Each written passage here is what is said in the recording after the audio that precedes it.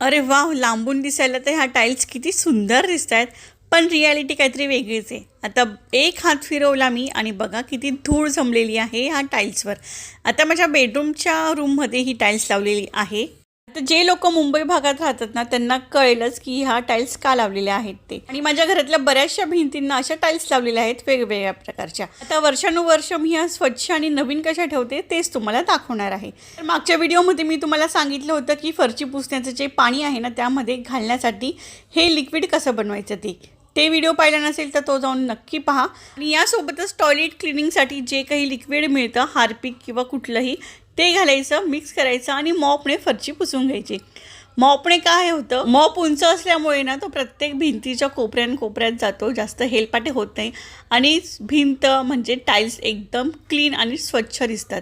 आणि हां, बेडरूममध्ये एक सुगंधसुद्धा येतो.